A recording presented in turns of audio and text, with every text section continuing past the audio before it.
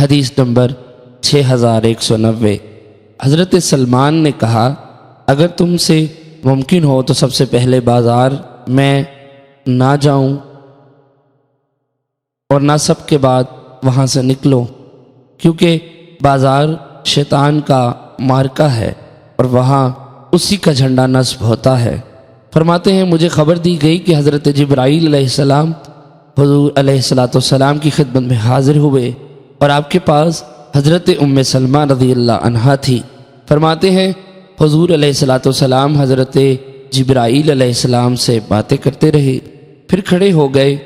نبی اکرم صلی اللہ علیہ وسلم نے حضرت ام سلمہ رضی اللہ عنہا سے فرمایا یہ کون تھے؟ حضرت ام سلمہ رضی اللہ عنہا نے عرض کیا یہ حضرت واہیہ تھے۔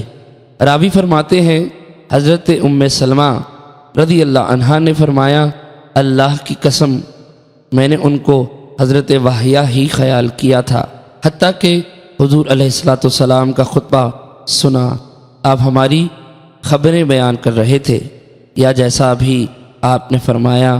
راوی کہتے ہیں میں نے ابو سلمان سے پوچھا آپ نے یہ کس سے سنا؟ انہوں نے کہا حضرت اسامہ بن زید رضی اللہ عنہ سے سنا ہے۔ حدیث نمبر 6191۔ 6191۔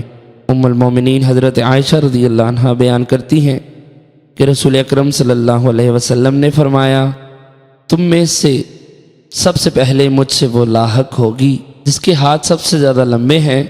حضرت عائشہ فرماتی ہیں پھر سب نے اپنے اپنے ہاتھ ناپنا شروع کر دیے کہ کس کا ہاتھ زیادہ لمبا ہے، تو ہم میں سے سب سے زیادہ لمبے ہاتھ حضرت زینب رضی اللہ عنہا کے تھے، کیونکہ وہ اپنے ہاتھ سے کام کرتی تھی اور صدقہ خیرات دیتی تھی۔